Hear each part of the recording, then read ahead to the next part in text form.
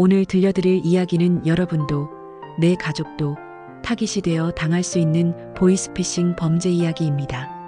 35년간 성실하게 공무원 생활을 하시고 정년 퇴직하신 68세 박정수 씨. 3억 가까운 퇴직금으로 아내와 함께 평온한 노후를 꿈꾸셨죠. 늘 자신이 이성적이고 똑똑하다고 믿었던 분이었습니다. 나는 절대 사기 같은 거에 안 속아. 그렇게 자신만만하셨던 분이었는데요. 그런데 어느 날 한 통의 전화가 모든 것을 바꿔놓았습니다. 불과 30분 만에 평생 모은 재산이 사라졌죠. 오늘 이야기는 단순히 돈을 잃은 이야기가 아닙니다. 한 가정이 어떻게 무너졌다가 다시 일어서는지, 배신의 상처를 딛고 어떻게 서로를 다시 믿어가는지에 대한 이야기입니다. 여러분의 가족도 이런 일을 겪지 않기를 진심으로 바라면서 여러분의 소중한 사람들에게 이 영상을 공유해 주세요. 그럼 지금부터 박정수 씨 가족의 이야기를 시작하겠습니다. 구독과 좋아요를 눌러주시고 매일 무료로 많은 사연들을 선물 받으세요. 퇴직 후 3년이 지난 아침, 박정수는 늘 그랬듯 침대에서 일어나 창밖을 바라봅니다. 여보, 벌써 일어났어요? 아내 김정희가 머리를 정리하며 거실로 나왔습니다. 커피 마시고 신문 좀 볼까 했지. 오늘도 우리 단골 카페 갈 거야? 정수가 물었습니다. 그럼요. 어제 카페 사장님이 새로운 디저트 나왔다고 하시던데. 두 사람은 소소한 대화를 나누며 아침을 준비했습니다. 은행 적금에 넣어둔 3억 가까운 퇴직금이 주는 안정감은 정수에게 여유를 가져다 주었습니다. 공무원으로 35년을 일하며 모은 돈이었죠. 요즘은 주식도 조금씩 하면서 재미를 붙이고 있었습니다. 우린 이제 좀 편하게 살아도 되지 않겠어? 정수의 말에 정희는 작은 한숨을 내쉬었습니다. 여보, 요즘 뉴스 보면 보이스피싱이다 뭐다 해서 사기가 많다던데 전화 많이 받지 마요. 모르는 번호는 그냥 끊어버려요. 정희의 걱정스러운 목소리에 정수는 웃으며 손을 흔들었습니다. 걱정 마. 나는 그런 거에 안 속아. 35년 공직 생활하면서 온갖 민원인들 상대해봤는데 사기꾼 못 알아보겠어? 정수는 스스로를 이성적이고 논리적인 사람이라고 굳게 믿고 있었습니다. 실제로 그는 동료들 사이에서도 원칙적이고 꼼꼼한 사람으로 통했죠. 하지만 큰딸 박소연은 아버지의 그런 면을 다르게 봤습니다. 지난 주말 가족 모임에서도 소연은 아버지와 거리를 두고 있었습니다. 아빠는 늘 자기만 최고라고 생각하시잖아요. 다른 사람 의견은 들으려고도 안 하시고. 소연의 차가운 말투에 정수는 상처받았지만 내색하지 않았습니다. 대학병원 간호사로 일하는 딸이 자랑스러우면서도 왜 이렇게 사이가 멀어졌는지 알 수 없었습니다. 소연이도 나이 들면 아빠 마음 알게 될 거야. 정희가 위로했지만 정수의 마음 한구석은 여전히 씁쓸했습니다. 사위 이재영은 그나마 정수를 잘 따르는 편이었죠. 자영업을 하는 재영은 틈틈이 장인어른을 찾아뵙고 안부를 물었습니다. 카페에서 돌아온 오후 정수는 거실에서 TV를 보며 졸고 있었습니다. 평화로운 일상이 계속될 줄만 알았던 그날, 운명의 전화벨이 울리기 시작했습니다. 전화벨 소리에 정수는 잠에서 깨어났습니다. 화면에는 02로 시작하는 낯선 번호가 떴죠. 평소 같으면 받지 않았을 텐데 혹시 몰라 전화를 받았습니다. 여보세요? 박정수님이시죠? 서울지방검찰청 금융수사과 김진수 검사입니다. 전화 너머로 들려온 목소리는 차분하고 권위적이었습니다. 정수는 순간 긴장했습니다. 예, 무슨 일로 전화하셨습니까? 박정수님 명의의 계좌가 보이스피싱 범죄에 연루되었다는 제보가 들어왔습니다. 지금 바로 확인이 필요한 상황입니다. 검사라고 자칭한 남자의 말에 정수는 당황했습니다. 제 계좌가요? 그럴 리가 없는데. 무슨 착오가 있으신 것 아닙니까? 착오였으면 좋겠지만 이미 수사가 진행 중입니다. 박 선생님 계좌로 범죄 자금이 입금되었다가 인출된 정황이 포착되었습니다. 혹시 최근에 계좌를 타인에게 빌려주신 적이 있으십니까? 남자의 목소리는 점점 더 심각해졌습니다. 정수는 머릿속이 하얘졌습니다. 아니, 절대 그런 적 없습니다. 제가 왜 계좌를 남에게 빌려줍니까? 목소리가 떨리기 시작했죠. 35년 공직 생활 동안 단 한 번도 법적인 문제에 연루된 적이 없었던 정수에게 이런 일은 청천벽력 같았습니다. 진정하십시오. 아직 박 선생님이 직접적인 가해자라고 단정한 것은 아닙니다. 다만 신속한 조치가 필요합니다. 지금 당장 자산을 보호하지 않으면 전 재산이 동결될 수 있습니다. 남자는 능숙하게 정수의 불안감을 자극했습니다. 그럼 어떻게 해야 합니까? 정수의 목소리에는 다급함이 묻어났습니다. 지금부터 제가 안내하는 대로 따라주시면 됩니다. 먼저 금융감독원에서 지정한 안전계좌로 자산을 임시 이체해야 합니다. 수사가 끝나면 바로 돌려드립니다. 정수는 잠시 망설였습니다. 뭔가 이상한 느낌이 들었지만 검사라는 직함과 전문적인 용어들이 의심을 누그러뜨렸죠. 정말 검찰청에서 전화하신 게 맞습니까? 의심하시는 건 당연합니다. 제 직원 번호는 2023-1547입니다. 확인하고 싶으시면 검찰청 홈페이지에서 확인하실 수 있습니다. 남자는 구체적인 번호까지 불러주었습니다. 정수는 더 이상 의심하지 않았습니다. 은행 어플리케이션을 켜주십시오. 제가 불러드리는 계좌번호로 이체하시면 됩니다. 정수는 떨리는 손으로 스마트폰을 조작했습니다. 평생 모은 3억 원이 들어있는 계좌였죠. 당신은 지금 국가수사에 협조하고 계십니다. 범죄자들로부터 자산을 지키는 애국적인 행동입니다. 이상하게도 그 말에 정수는 일종의 자부심마저 느꼈습니다. 공무원으로 살아온 인생에서 국가를 위해 협조한다는 것은 당연한 의무처럼 느껴졌으니까요. 몇 번의 클릭과 함께 3억 원은 낯선 계좌로 사라졌습니다. 그날 저녁 정수는 평소보다 일찍 잠자리에 들었습니다.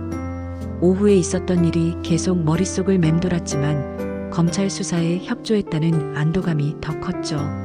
정희는 남편이 일찍 자는 것을 의아해했지만 특별히 묻지는 않았습니다.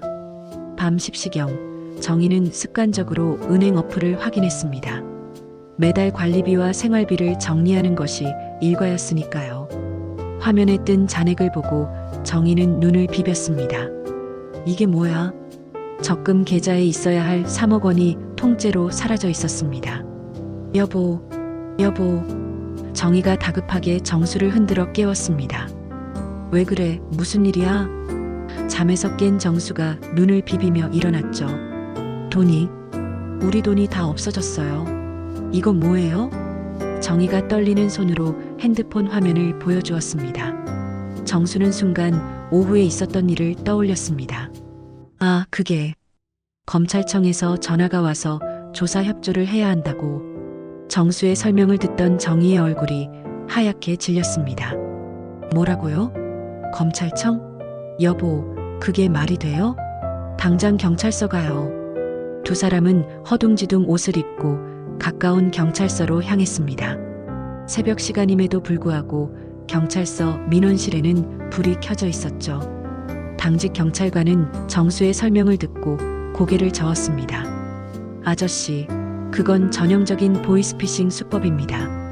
검찰이나 경찰은 절대 전화로 계좌 이체를 요구하지 않습니다. 정수는 그 말을 듣는 순간 다리에 힘이 풀렸습니다. 의자에 털썩 주저앉은 정수의 얼굴은 창백했죠. 그럼 제가 속은 건가요? 3억을, 평생 모은 돈을. 말을 끝내지 못하고 고개를 떨구었습니다. 경찰관은 사건 접수를 하면서도 희망적인 말은 하지 못했습니다. 일단 계좌 추적은 해보겠지만 이미 대포 통장을 거쳐 현금으로 인출됐을 가능성이 큽니다. 회수가 쉽지 않을 것 같습니다. 집으로 돌아오는 택시 안 정희는 계속 눈물을 흘렸습니다. 정수는 아내의 손을 잡아주고 싶었지만 그럴 용기조차 나지 않았죠. 35년 동안 아껴가며 모은 노후 자금이 단 한 통의 전화로 사라져버렸다는 사실이 믿기지 않았습니다. 집에 도착한 정수는 곧바로 방문을 닫고 들어갔습니다. 정희가 문을 두드리며 여보, 밥이라도 먹어요라고 했지만 대답이 없었죠. 정수는 침대에 누워 천장만 바라봤습니다. 내가 바보였구나. 그렇게 똑똑한 척하더니 결국 자책감과 수치심이 온몸을 짓눌렀습니다. 평생 자신이 이성적이고 합리적인 사람이라고 믿어왔는데 그 믿음이 한순간에 무너져 내렸죠. 정희는 거실에서 밤을 지새우며 울었습니다. 그 돈으로 우리 노후를 편하게 보내려고 했는데 다음 날 아침 정수는 여전히 방에서 나오지 않았습니다. 정희가 아무리 불러도 대답이 없었죠. 걱정된 정희는 결국 큰딸 소연에게 전화를 걸었습니다. 소연아, 아빠가 큰일 났어. 빨리 와봐. 소연은 병원에서 급히 휴가를 내고 부모님 집으로 달려왔습니다. 현관문을 열고 들어서자 거실에서 지쳐 보이는 어머니의 모습이 보였죠. 엄마, 무슨 일이야? 아빠가 왜 그래? 정희는 딸을 보자마자 다시 눈물을 쏟아냈습니다. 소연아, 아빠가 보이스피싱에 당했어. 퇴직금 3억을 다. 정희의 설명을 듣던 소연의 표정이 굳어졌습니다. 뭐라고? 아빠가? 믿기지 않는다는 듯 고개를 저었죠. 소연은 곧바로 아버지의 방문을 두드렸습니다. 아빠, 나 소연이야. 문 좀 열어요. 한참을 기다린 끝에 문이 열렸습니다. 정수는 하루 만에 10년은 늙은 것 같았죠. 수염도 깎지 않고 눈은 충혈되어 있었습니다. 소연아. 정수의 목소리는 갈라져 있었습니다.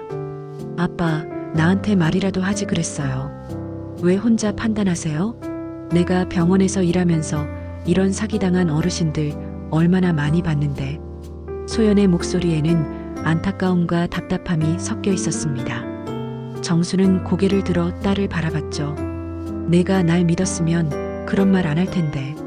정수의 말에 소연은 할 말을 잃었습니다. 평소 아버지와의 관계가 좋지 않았던 것이 이런 식으로 드러날 줄은 몰랐으니까요. 아빠. 소연은 더 이상 말을 잇지 못했습니다. 그때 현관문이 열리며 사위 재영이 들어왔습니다. 아버님, 괜찮으세요? 소연이한테 듣고 바로 왔습니다. 재영은 평소처럼 정수를 위로했죠. 돈은 다시 벌면 됩니다. 건강이 제일 중요해요. 하지만 그의 눈빛에는 묘한 불안감이 스쳐 지나갔습니다. 저녁 시간, 네 사람은 거실에 모여 앉았습니다. 무거운 침묵이 흘렀죠. 소연이 먼저 입을 열었습니다. 엄마, 아빠, 일단 경찰 수사 결과를 기다려보고 대책을 세워요. 하지만 정희는 고개를 저었습니다. 대책이 뭐가 있겠니? 그 돈 모으려고 평생 아껴왔는데. 정희의 목소리에는 원망이 섞여 있었습니다. 정수는 아내의 그런 모습에 더욱 죄책감을 느꼈죠. 미안해. 정말 미안해. 고개를 숙인 정수의 어깨가 떨렸습니다. 그날 밤 소연은 재영과 집으로 돌아가면서 이상한 느낌을 받았습니다. 오빠, 요즘 자꾸 어딜 다녀? 그리고 올해 초부터 이상하게 차도 바꾸고. 돈은 어디서 났어? 소연의 물음에 재영은 화를 냈습니다. 지금 뭐라는 거야? 나도 당신 가족이야. 이런 상황에서 나를 의심해? 둘 사이의 언성이 높아졌습니다. 아니, 그냥 물어본 건데 왜 그렇게 예민하게 굴어? 소연도 지지 않고 맞섰죠. 재영은 차를 세우고 소연을 바라봤습니다. 당신 아버지가 사기당한 게 내 탓이라는 거야? 가족 간의 신뢰에 금이 가기 시작했습니다. 보이스피싱은 단순히 돈만 앗아간 것이 아니었죠. 서로를 믿고 의지하던 가족의 끈끈함마저 흔들리기 시작했습니다. 일주일이 지난 어느 날 소연은 재영이 집에 없는 틈을 타 서재를 정리하고 있었습니다. 부부싸움 이후 서먹해진 관계를 회복하려는 마음에서였죠. 책상 위에 놓인 노트북이 켜져 있는 것을 보고 무심코 화면을 봤습니다. 이메일 창이 열려 있었는데 제목이 눈에 띄었습니다. 대포통장 관련 건. 호기심에 이메일을 클릭한 소연은 숨이 멎을 것 같았습니다. 메일에는 여러 개의 계좌번호와 함께 박정수 타겟 정보라는 파일이 첨부되어 있었죠. 떨리는 손으로 파일을 열어본 소연은 믿을 수 없는 내용을 발견했습니다. 아버지의 개인정보와 계좌정보가 상세히 정리되어 있었던 것입니다. 이게 뭐야? 소연의 다리에 힘이 풀렸습니다. 재영이 보이스피싱단에게 장인어른의 정보를 넘긴 내부자였다는 사실이 명백했죠. 더 충격적인 것은 거래 대가로 받은 수수료 내역이었습니다. 5천만 원. 재영이 최근 바꾼 새 차의 가격과 정확히 일치했습니다. 소연은 즉시 증거 화면을 캡처하고 경찰서로 향했습니다. 담당 형사는 자료를 보고 즉각 수사에 착수했죠. 이 정도 증거면 충분합니다. 공범 혐의로 체포영장을 신청하겠습니다. 소연은 눈물을 참으며 고개를 끄덕였습니다. 그날 저녁 정수는 여전히 방에서 나오지 않고 있었습니다. 일주일 동안 제대로 먹지도 않아 많이 수척해졌죠. 정희가 문 앞에서 말했습니다. 여보, 소연이가 중요한 얘기가 있대요. 나와서 들어봐요. 거실로 나온 정수는 딸의 울먹이는 얼굴을 보고 불안감을 느꼈습니다. 아빠, 미안해요. 다 내 탓이에요. 소연이 재영의 배신을 털어놓자 정수는 충격으로 그 자리에 주저앉았습니다. 재영이가, 그 아이가. 순간 가슴을 부여잡은 정수가 쓰러졌습니다. 아빠. 소연이 다급히 119에 신고했고 정수는 곧바로 병원으로 이송되었죠. 응급실에서 나온 의사의 표정은 심각했습니다. 급성 심근경색입니다. 조금만 늦었으면 위험할 뻔했어요. 중환자실에 누워있는 정수를 바라보며 소연은 흐느꼈습니다. 아빠, 미안해요. 정말 미안해요. 내가 그런 사람인 줄도 모르고. 정희는 딸을 안아주며 함께 울었죠. 가족의 배신이라는 이중의 충격은 정수에게 너무나 큰 상처였습니다. 다음 날 아침 재영이 경찰에 체포되었다는 소식이 전해졌습니다. 정희는 무표정한 얼굴로 재영의 짐을 모두 현관 앞에 내놓았죠. 한때 사랑하는 사위였던 사람의 물건들이 쓰레기처럼 쌓여 있었습니다. 병원 복도에서 정희는 소연에게 말했습니다. 소연아, 이제 그 사람은 우리 가족이 아니야. 이 집에 그 사람 자리는 이제 없어. 소연은 고개를 끄덕였습니다. 배신의 상처는 깊었지만 이제라도 진실을 알게 된 것이 다행이라고 생각했죠. 중환자실 유리창 너머로 보이는 아버지의 모습을 보며 소연은 다짐했습니다. 아빠, 이제부터는 내가 지켜드릴게요. 하지만 깨진 신뢰를 회복하는 길은 멀고도 험해 보였습니다. 일주일 후 정수는 일반 병실로 옮겨졌습니다. 창백했던 얼굴에 조금씩 혈색이 돌아오고 있었죠. 정희와 소연은 매일 병원을 오가며 정수를 돌봤습니다. 어느 날 오후 정수가 처음으로 긴 말을 꺼냈습니다. 난 너무 바보였어. 평생 똑똑한 척하면서 살았는데 결국 나 같은 게 뭘 지키겠다고. 정수의 자주 섞인 목소리에 정희가 손을 꼭 잡았습니다. 이제라도 말해줘서 고마워요. 우리 다시 시작해요. 돈은 없어도 우리 셋이 함께라면 괜찮아요. 소연도 아버지의 손을 잡으며 말했습니다. 아빠, 제가 일하면서 보니까 이런 피해 당하신 어르신들이 정말 많아요. 아빠만 그런 게 아니에요. 정수는 고개를 끄덕이며 딸을 바라봤죠. 오랜만에 부녀 사이에 따뜻한 감정이 흘렀습니다. 그때 병실 문이 열리며 사회복지사가 들어왔습니다. 박정수님, 저희 복지센터에서 보이스피싱 피해자 지원 프로그램을 운영하고 있습니다. 심리 상담도 받으실 수 있고 피해 사례를 공유하는 자조 모임도 있어요. 정수는 처음엔 고개를 저었습니다. 창피해서. 하지만 소연이 나섰죠. 아빠, 같은 아픔을 겪은 분들과 이야기하면 도움이 될 거예요. 그리고 소연은 잠시 말을 멈췄다가 이어갔습니다. 복지센터에서 노인 대상 보이스피싱 예방 교육 강사를 모집한대요. 아빠처럼 직접 피해를 당한 분들이 들려주는 이야기가 가장 효과적이래요. 정수는 놀란 눈으로 딸을 바라봤습니다. 내가 강사를? 정희도 거들었습니다. 여보, 생각해봐요. 당신 같은 분이 또 생기면 안 되잖아요. 35년 공무원 경력에다가 말도 잘하시니까 충분히 하실 수 있어요. 가족들의 격려에 정수는 조금씩 마음이 움직이기 시작했습니다. 며칠 후 태어난 정수는 복지센터를 찾았습니다.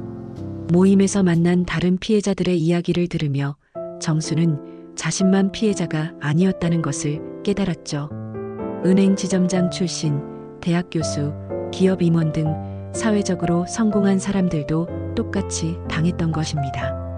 저도 처음엔 죽고 싶었어요. 하지만 지금은 다른 분들 돕는 게 보람 있어요. 한 피해자의 말에 정수는 용기를 얻었습니다. 상담사는 정수에게 말했죠. 박정수님, 공무원 경력도 있으시고 설명도 잘하시니 예방교육 강사로 활동해 보시면 어떨까요? 정수는 망설이다가 결국 고개를 끄덕였습니다. 나 같은 바보가 또 생기면 안 되니까 해보겠습니다. 그날 저녁 정수는 가족들에게 자신의 결정을 알렸습니다. 소연은 아버지를 꼭 안아드렸죠. 아빠, 정말 자랑스러워요. 이제야 진짜 아빠다운 모습을 보는 것 같아요. 정수는 딸의 품에서 그동안 참았던 눈물을 쏟았습니다. 상처는 아직 아물지 않았지만 치유의 첫걸음을 내디딘 것 같았습니다.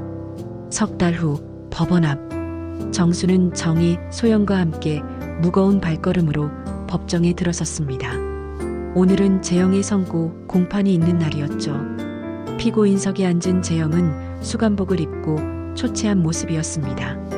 한때 사랑했던 사위의 모습에 정수는 복잡한 감정이 들었습니다. 재판이 시작되자 검사가 일어나 공소 사실을 낭독했습니다. 피고인은 보이스피싱 조직에 장인의 개인정보를 제공하여 3억 원의 피해를 입게 한 혐의로 기소되었습니다. 재영은 고개를 깊이 숙인 채 한마디도 하지 않았죠. 변호인의 최후 변론이 이어졌습니다. 피고인은 사업 실패로 인한 빚 독촉에 시달리다 순간에 잘못된 선택을 했습니다. 깊이 반성하고 있습니다. 하지만 그 말이 정수 가족에게는 아무런 위로가 되지 않았습니다. 판사가 재영에게 물었습니다. 피고인, 마지막으로 하고 싶은 말이 있습니까? 재영이 천천히 일어나 정수를 향해 돌아섰습니다. 장인어른, 죄송합니다. 그때 돈이 너무 급해서 한 번만 하고 그만두려고 했는데. 재영의 목소리가 떨렸습니다. 장모님, 소연아, 용서받을 자격이 없다는 거 알아. 하지만 정말 미안해. 소연은 차가운 표정으로 시선을 돌렸고 정희는 한숨을 내쉬었죠. 정수만이 재영을 똑바로 바라보고 있었습니다. 재영아, 정수의 목소리에 법정이 조용해졌습니다. 그래도 너를 내 아들처럼 믿었다. 그게 내 가장 큰 잘못이었구나. 정수의 눈에서 눈물이 흘러내렸습니다. 분노보다는 배신에 대한 아픔이 더 컸던 것이죠. 판사의 선고가 이어졌습니다. 피고인을 징역 3년에 처한다. 피고인은 피해자와의 신뢰관계를 악용하여 중대한 범죄를 저질렀다. 재영은 고개를 떨구며 법정을 나갔습니다. 소연은 그 뒷모습을 마지막으로 보며 조용히 말했습니다. 이제 끝이에요. 법원을 나오며 정수는 깊은 숨을 내쉬었습니다. 그래도 진실이 밝혀져서 다행이야. 이제 정말로 새 출발을 해야지. 정희가 남편의 팔을 잡으며 위로했죠. 여보, 이제 과거는 잊어요. 우리 앞만 보고 살아요. 소연은 부모님께 말했습니다. 엄마, 아빠, 이혼 서류 준비했어요. 이제 그 사람과는 완전히 끝내려고요. 정수는 딸의 어깨를 토닥였습니다. 잘 생각했다. 새로운 시작이 필요해. 그날 저녁 세 사람은 오랜만에 함께 식사를 했습니다. 빈자리가 있었지만 오히려 그 빈자리가 가족을 더 단단하게 만들었죠. 정수는 가족들에게 말했습니다. 다음 주부터 복지센터에서 예방교육을 시작해. 열심히 해볼게. 소연이 미소 지으며 대답했습니다. 아빠가 들려주는 이야기가 많은 분들께 도움이 될 거예요. 정희도 덧붙였죠. 우리가 겪은 아픔이 다른 이들에게는 교훈이 되겠네요. 상처는 아직 남아 있었지만 가족은 서로를 의지하며 앞으로 나아가기로 했습니다. 6개월 후 지역 노인복지센터 강당. 정수는 마이크를 잡고 청중들을 바라봤습니다. 백발이 성성한 어르신들이 가득 찬 강당에는 진지한 분위기가 흘렀죠. 여러분, 제가 3억을 날린 바보 박정수입니다. 정수의 자주 섞인 인사에 좌중에서 작은 웃음이 터져 나왔습니다. 전화로 계좌이체 얘기 나오면 무조건 끊으세요. 검찰이든 경찰이든 금감원이든 절대 전화로 돈 보내라고 안 합니다. 제발이요. 정수의 진심 어린 호소에 어르신들이 고개를 끄덕였습니다. 강의를 듣던 한 할머니가 손을 들었죠. 그런데 진짜같이 말하면 어떻게 해요? 정수는 미소를 지으며 대답했습니다. 그럴 땐 전화 끊고 직접 경찰서나 은행에 가세요. 귀찮아도 가세요. 제가 그 귀찮음을 아꼈다가 평생 모은 돈을 잃었습니다. 강당의 박수 소리가 울려 퍼졌습니다. 강의가 끝난 후 정수는 정희와 함께 단골 카페로 향했습니다. 예전처럼 창가 자리에 앉아 커피를 마시는 두 사람의 표정은 한결 편안해 보였죠. 여보, 오늘 강의 잘하던데요. 완전 스타 강사 같았어요. 정희의 칭찬에 정수가 쑥스럽게 웃었습니다. 그동안 숨기만 했던 게 오히려 독이었나 봐. 이렇게 나눠도 되는 이야기였는데 정수의 말에 정희가 손을 잡아주었습니다. 그래요. 우리 잘 이겨내고 있어요. 두 사람은 말없이 서로를 바라보며 미소 지었죠. 그때 카페 문이 열리며 소연이 들어왔습니다. 엄마, 아빠, 여기 계셨네요. 혼자가 된 소연은 전보다 훨씬 밝아 보였습니다. 오늘 병원에서 좋은 일이 있었어요. 승진 심사 통과했대요. 부모님의 축하를 받으며 소연은 활짝 웃었죠. 그리고 아빠, 병원에서도 보이스피싱 예방 교육해달래요. 환자 보호자분들 대상으로요. 정수는 놀라며 고개를 끄덕였습니다.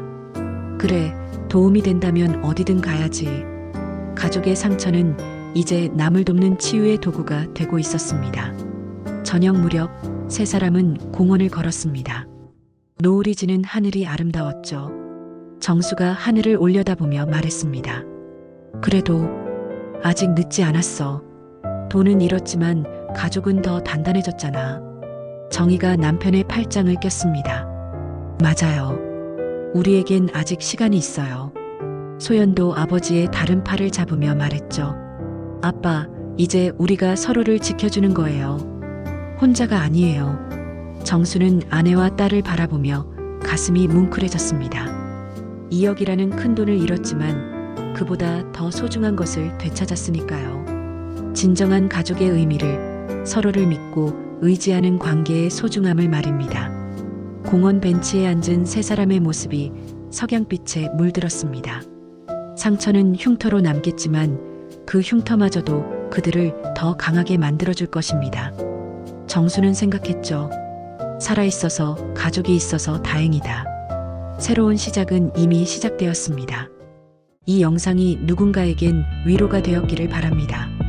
끝까지 봐주셔서 진심으로 감사합니다. 사연이 좋으셨다면 구독과 좋아요 부탁드립니다. 항상 건강하세요.